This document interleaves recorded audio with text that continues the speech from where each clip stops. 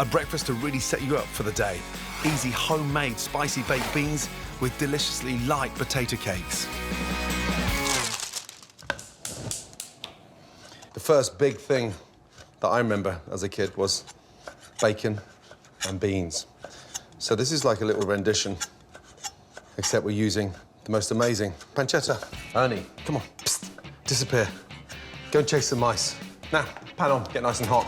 I'm gonna turn these beans into glamorous beans. Pancetta into the pan. Lightly season that. It's cured, so it doesn't need that much seasoning. Now, start frying off that pancetta. It's amazing how the individual tastes of baked beans, they're somewhat bland, so I always like to make them a little bit more spicy. So, a nice, finely chopped chilli with the seeds. Chilli in. Now, a bit of garlic. Crushed. Phenomenal. Get that bacon really nice and crispy. Fry off the chilli and the garlic. And then onions. My top tip for dicing, finely slice downwards. Slice across, then cut down to simply dice. Bacon, onion, chilli, garlic. That flavour all contained in that little pan. Once you've sweated the onion off, a little bit of sugar in there. The brown sugar will start to caramelise, darken, and enrich it as well at the same time. That looks beautiful. Now, a couple of tablespoons of cider vinegar. Deglaze the pan. It's got that really nice, powerful kick to it now. Spice that up with one of my favourite seasonings, Worcester sauce. Bring that to the boil. And add your passata, puree tomatoes. Turn that down. Simmer the sauce to reduce, then add in the classic baked bean, haricot beans. You can buy haricot beans dried or canned. They are packed with protein and have a lovely soft texture. Turn down the heat and let the beans absorb all that beautiful, spicy tomato sauce. And just let that simmer now. 5 or 6 minutes. Now for my potato cakes. They're a fantastic way to use leftover boiled potatoes and are so easy to make. I'm making a simple potato dough by adding flour and butter to the mash. That gives it that nice sort of cakey texture. And it goes from this leftover ball potato to this nice, light, floury potato heaven. Take a nice spoon of potato, lightly flour your board. We're going to fry these crisp on the outside and just nice and fluffy in the centre. Now, get your pan nice and hot. We'll start off with olive oil into the pan.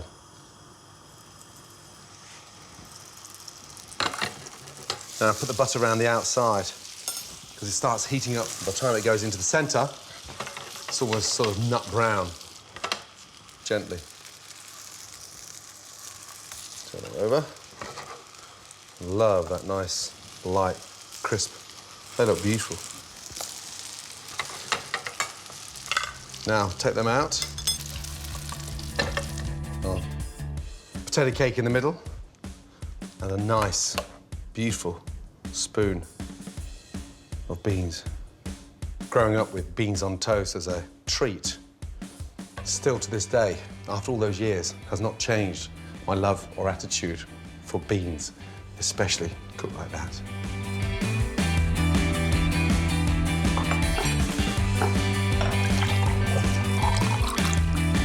My smoky, spicy, homemade baked beans with light and creamy potato cakes, comfort and satisfaction on a plate. Family favourite, boiled eggs with a soldier that will make your taste buds stand to attention. There's something quite nostalgic about a boiled egg. It's something that's never lost its magic when you slice that top off and dunk that soldier into the yolk. You can't mess with a deliciously runny yolk, but This is what I like to dunk in it. An anchovy soldier. Anchovies into pepper mortar. No salt, naturally. Yeah, anchovies are very salty, so just a touch of pepper. Rich in omega-3s, the amazing tinned anchovy is a natural flavour enhancer, and I use it to pepper many a savoury dish, from roast lamb to the humble toasted soldier. Grind them to a really nice, smooth paste. The smell of that is almost like being at the seaside. Now, get your soft butter, and just put half the butter in first. 50-50 is the way, 50% anchovy, 50% butter. That way, you've got that real nice, salty creaminess. Mix that up. That's absolutely delicious. Trust me. Finishing that anchovy butter on a slice of grilled fish, I'm in heaven. The bread. This is a sourdough. Delicious, very crusty. Take 4 nice slices. Now, get that pan nice and hot. A couple of tablespoons of that anchovy oil into the pan, and then get your bread and lightly fry each side. The smell of that anchovy oil is incredible. Take that out. Now, bring your water up to the boil. The secret of softly boiling an egg is to place them into the water gently, on a spoon, in, and just tilt so they don't hit the bottom. Nice and light. Up to the boil, count to 5, turn the gas down. Is it 4.5 minutes? Is it 5 minutes for a soft-boiled egg? I've cooked thousands of them, and every time it's 4.5 minutes. Whilst that's boiling, get your bread and spread that on there. That is incredible. Chopped parsley brings that kind of freshness. Goes brilliantly well with the anchovies. Hear that crunch on. I'm sorry, but I can't resist. Oh my God. Right, gas off. 1, beauty in. 2, I feel like a 5-year-old again. This is that moment when you open the vault and that little magic inside is all yours. It's a great twist on a great classic. Wow.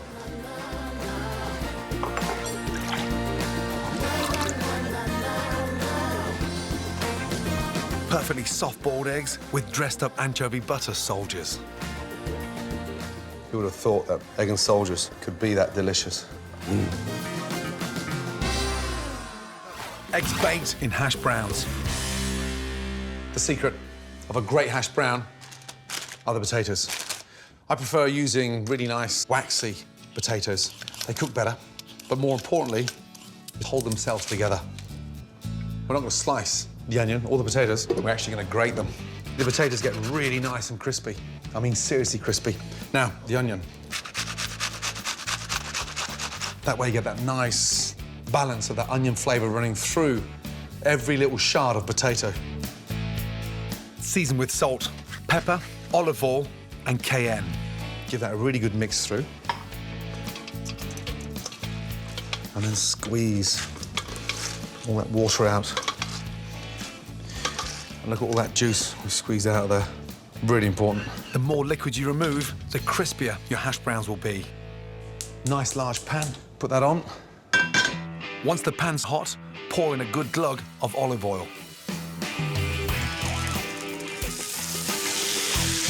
That sound confirms how important it is to have your pan nice and hot. So it seals the grated potato and onion together. So take the spoon and just pat it down.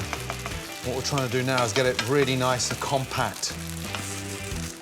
Going round the outside of the pan with little flecks of butter. You just slip them down the back gently. And that gets the onions caramelised. Here's a great tip for turning your hash browns over quick and easy. Take a plate, place it on top, and just flip it over, and then slide it back in very quickly. You see the colour we've got on there now. You've got that nice, crispy texture of the potato. I'm going to use the hash brown as a bed for my baked eggs. Crack in your eggs nice and gently. Just a little sprinkling of the cayenne. make the eggs a little bit spicy. Then into a preheated oven for 6 to 8 minutes. Meanwhile, onto my bacon, and I'm giving it a classic American twist. Now, one thing I could never get my head around when I first started eating lots of American breakfast was the sweetness from the bacon. I've grown up to love that combination of smoky sweet flavours, and it's so easy. Pan on and simply heat olive oil, brown sugar, salt and pepper, and butter. Bacon in, and as it cooks, it becomes irresistibly caramelised and golden brown. Turn off the gas, and my glazed bacon is absolutely ready. Beautiful. Now, my hash browns and baked eggs are ready. Wow. Look at that. Beautiful. Just put your spatula underneath there, onto your plate. And that bacon sits beautifully on top of the baked eggs and that hash brown underneath, and you can see why the best breakfasts in the world are always in America. This is an all-American superhero of a breakfast. Eggs baked in hash browns with glazed bacon.